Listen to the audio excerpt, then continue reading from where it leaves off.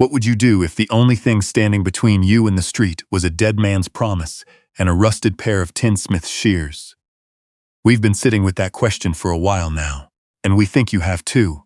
Maybe not in those exact words, but in the way some stories find you at the right moment and don't let go.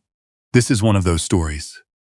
It happened in a small town in eastern Kansas in the summer of 1887, and most people who lived through it never talked about it much afterward.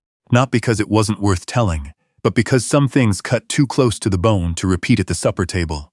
Her name was Cora Devlin. She was 22 years old, 5 feet and 3 inches of quiet stubbornness, with ink-stained fingers and a habit of pressing her thumbnail into her palm when she was trying not to cry. She had no mother, no father, no house, no savings, no last name that meant anything to anybody in Harlan County. What she had was a canvas satchel with a broken strap, a change of clothes, a dog-eared Bible she never opened, and a pair of tinsmith's shears that had belonged to a man named Edmund Hart. Edmund Hart had been the finest tin craftsman in 3 counties. People came from Salina and Abilene to commission his work. Weather vanes, roof gutters, decorative panels for the fronts of dry goods stores. He had a shop on Fallow Street in the town of Greenvale, and above the shop he had a small apartment with 2 rooms, and in one of those rooms he taught Cora everything he knew. She had come to him at 16, after the family she'd been boarding with, since the orphanage decided they didn't need a second girl around once their own daughter turned 12. Edmund hadn't needed an apprentice either, not really. He was 64 and slowing down, and his eyesight was getting soft around the edges. But he took one look at Cora standing in his doorway with that canvas satchel and that thumbnail pressed into her palm, and he said, "All right, you can sleep on the cot. You'll earn your keep." She had earned it. 6 years she worked beside him, learning the weight of tin shears in her hand, the way a seam had to be folded twice to hold against Kansas wind, the patience it took to cut a rooster weather vane from a flat sheet of metal and make it look like it had always been flying. Edmund taught her to measure twice and cut once. He taught her that good work done quietly outlasts loud work done fast. He taught her, without ever quite saying it directly, that a person's worth was not decided by what they had been handed at birth. Edmund Hart died in the spring of 1887, quietly, in his sleep, the way good men sometimes do. He left no family. He left the shop to his landlord, Mr. Kavanagh, who had a nephew who wanted to open a harness business on Fallow Street and didn't need a tinsmith's equipment cluttering up the space. He left Cora the shears, his best pair, German-made, with handles worn smooth from 40 years of use, and a note that said only, "You know what you're doing. Go do it somewhere they can see you." She folded the note, put it in the satchel with the shears, and walked out of Greenvale with $12 in her pocket, which was all she had managed to save and which she knew would not last long. We want you to hold that image for a moment. 22 years old, $12, a pair of shears, and a man's promise that she was worth something. Because what comes next is the part people don't talk about enough. The part before the discovery, the part that's just hard. Cora walked 11 miles north to a town called Delwood because she had heard there was a boarding house there that took in women without references. There was. It cost $4 a week, which meant her $12 would cover 3 weeks if she ate carefully and didn't spend anything on anything else. She spent the first 3 days walking every street in Delwood, knocking on the back doors of general stores and hardware merchants and the one hotel on Main Street, asking if they needed tin work done. Roof patches, gutters, stovepipes, custom work if they had any. The answer was polite variations of no. Delwood already had a tinsmith, a heavy-set man named Aldous Burke, who had been working out of his barn for 20 years, and who did not appreciate Cora showing up and undercutting his prices. He made it known around town that she was unreliable, that she was too young, that a girl working tin alone was a liability and a curiosity, and in a small town those two things were often treated the same. By the end of the second week she had $3 left. She was eating 1 meal a day. She was sitting in the boarding house common room at night with Edmund's shears in her lap, pressing her thumbnail into her palm, trying not to think about what happened after the money ran out. That was the night she met Josephine Quill. Josephine Quill was the woman who ran the boarding house. She was 60-something, wide through the shoulders, with the particular kind of directness that comes from spending 30 years watching young women come through hard circumstances and either make it or not. She sat down across from Cora without asking permission, looked at the shears and said, "Those are good shears." "Whose were they?" Cora told her about Edmund. Josephine listened without interrupting, which was the kind of respect most people didn't bother showing a 22-year-old girl from nowhere. When Cora finished, Josephine was quiet for a moment. Then she said, "There's an old mill property at the north end of town. Belonged to the Fenwick family before they cleared out in '79. The building's been sitting empty since then. Roof's been leaking since '83. Town council's been arguing about what to do with it for 4 years and getting nowhere." Cora said she didn't see what that had to do with her situation. Josephine said, "The council meets Thursday. I know half the men on it. If you want, I'll introduce you. We want to stop here and tell you something, because it matters." Cora almost said no. She was tired and embarrassed, and $3 from the street, and the idea of standing in front of a town council and asking for work felt like one more door she'd knock on and have closed in her face. She had been told no so many times in 2 weeks that no had started to feel like the natural state of things, like weather. She said yes anyway. That Thursday, she walked into the council meeting with Edmund's shears tucked in her satchel and a piece of tin she had bought with 50 cents of her last $3, which she had shaped into a small curved drainage channel with her hands and a wooden mallet borrowed from Josephine's toolbox. It wasn't fancy, but it was clean and tight, and it would hold water, and she set it on the council table and said, "I can fix the Fenwick Mill roof for less than any contractor you'll bring in from outside county. I work alone, I work fast, and I don't leave a job half done." There were 5 men on the council. 3 of them looked at her, the way people look at something that doesn't quite fit the category they're trying to put it in. One of them, a man named Roland Cruz, who ran the Delwood feed store and had the look of someone who made decisions based on what the decisions cost rather than who was asking, picked up her drainage channel, turned it over, looked at the seam, set it back down. Said, "How long?" She said, 3 weeks. He said, "We'll give you $500 when it's done and not before. You cover your own materials." She did the math in her head while keeping her face still.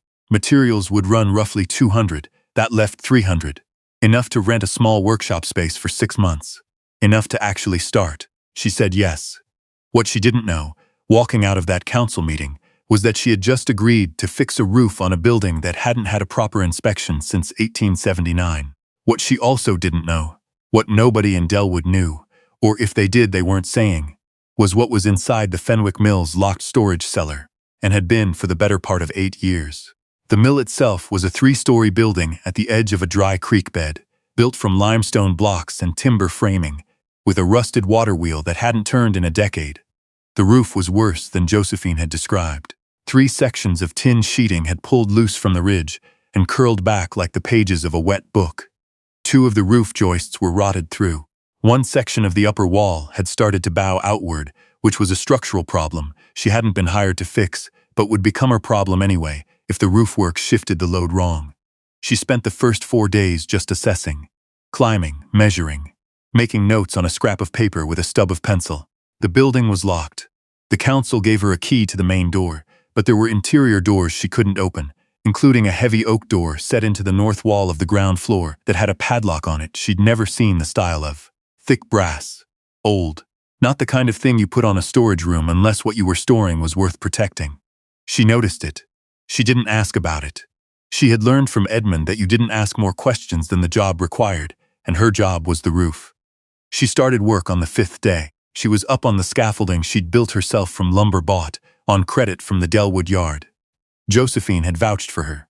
By 6 in the morning, cutting and fitting new tin sections, soldering seams in the summer heat while sweat ran into her eyes and the metal got hot enough to burn through her work gloves.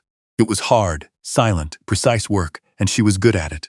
By the end of the first week, she had the worst section of the roof sealed, and the rotted joists sistered, and the bowing wall braced with the timber she'd cut herself and fitted into the corner framing. Word got around, the way it does in small towns. People walked by and looked up. A few of them stopped to watch for a while.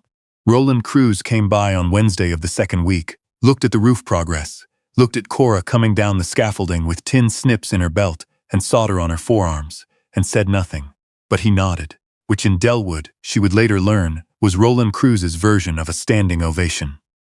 It was on the 3rd week, the 14th day of the job, that the floor of the north storage room gave way. She hadn't been trying to get into the locked room. She'd been working in the adjacent space, the old grain sorting room, checking the interior wall framing for damage from the roof leak. She'd pulled back a section of deteriorated plaster to look at the timber behind it, and her foot had gone through a section of floorboard that had been weakened by 8 years of dripping water from above. She'd gone through to the knee before she caught herself on the wall. When she pulled her foot free, she looked down into the gap.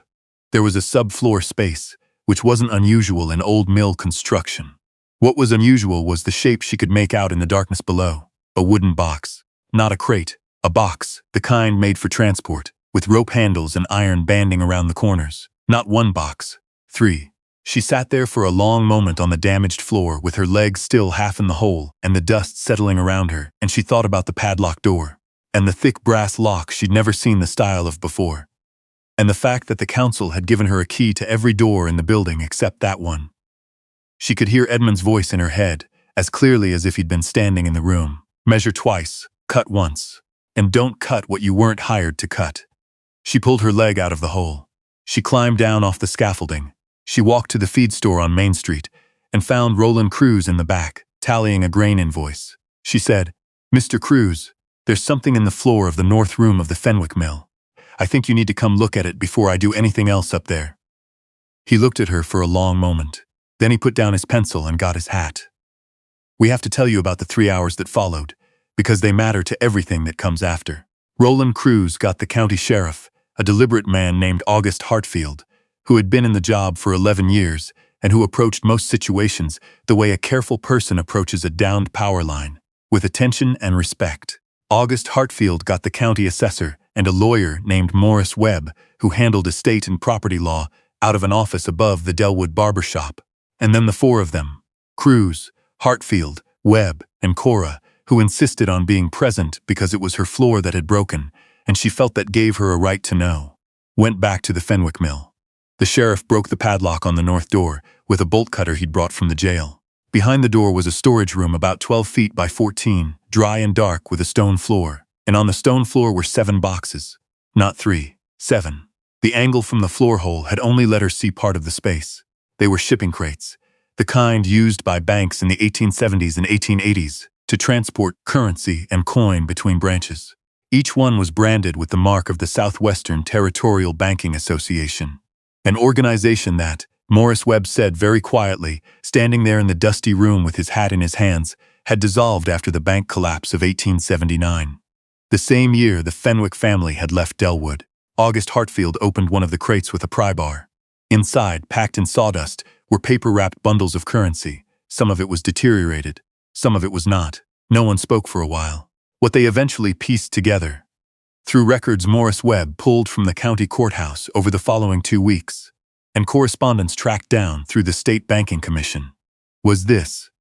In the fall of 1878, during a period of regional bank failures and general financial panic, a man named Corbin Fenwick, the patriarch of the family that had owned the mill, had accepted a cash deposit from the Southwestern Territorial Banking Association for temporary storage pending transfer. The association had been in the process of consolidating its assets before the collapse. Corbin Fenwick had signed a receipt. The transfer had never happened. The bank had failed in the spring of 1879. The Fenwick family had left Delwood 6 months later, under circumstances that the county records described only as departure following financial difficulties, which could mean anything. Whether Corbin Fenwick had meant to return for the money or had simply run was something no one would ever know with certainty. He had died in Missouri in 1884. His children had scattered. The mill had sat. The money had sat with it. The total, once properly assessed, came to just over $14,000 in mixed currency and coin, much of it still viable. The rightful ownership question was complex. The banking association no longer existed. Its successor institutions had various claims. The Fenwick heirs had others. But Morris Webb was a thorough man, and he spent the better part of 3 months working through it. What he determined, and what the court eventually upheld, was this. Cora Devlin, as the person who had discovered the existence of the stored assets, was entitled to a finder's fee under Kansas territorial salvage law, a statute originally written for recovered property in mining disputes, but applicable here.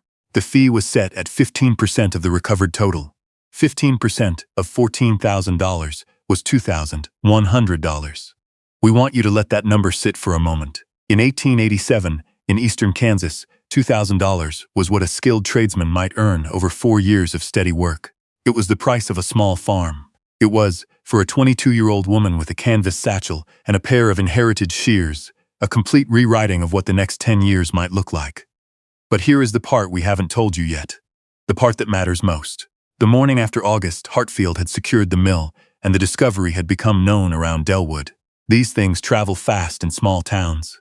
A man came to find Cora at Josephine Quill's boarding house. His name was Thaddeus Kern, and he was a lawyer out of Topeka who represented the interests of a man named Gerald Fenwick, one of Corbin Fenwick's surviving sons, who was 61 years old and living in reduced circumstances in Missouri. Gerald Fenwick had not been part of the original departure from Delwood. He had been 14 years old in 1879, too young to have known about the money, too scattered afterward to have come back for it even if he had. Thaddeus Kern sat across from Cora in Josephine's front parlor and laid out a proposal. Gerald Fenwick claimed, through his lawyer, that the mill property and everything it contained had been Fenwick family property, abandoned under duress, and that he had a legitimate inheritance claim that superseded the finder's fee statute. He was willing to settle, Kern said, for a negotiated split. He suggested 60-40 in Fenwick's favor.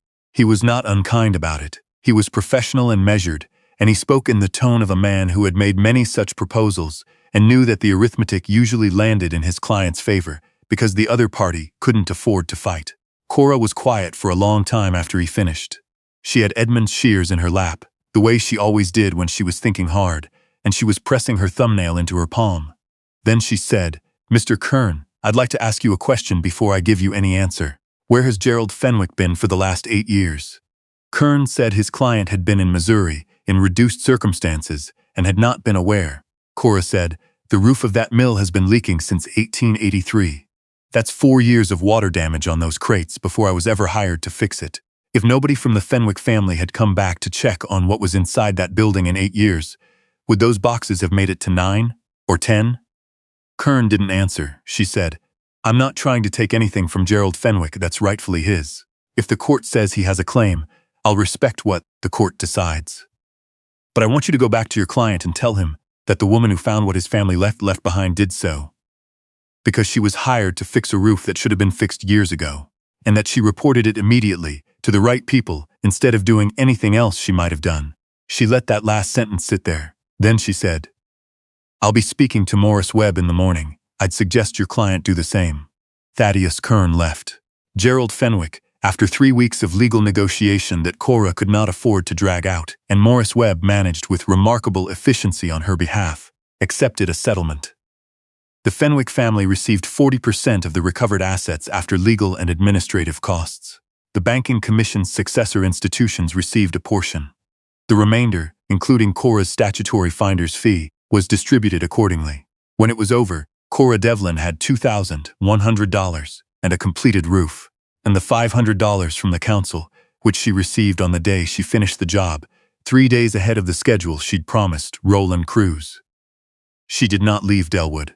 She rented a workshop space on the south end of Fallow Street. There was a Fallow Street in most small Kansas towns, apparently, which she decided to take as a sign, and she opened a tin shop.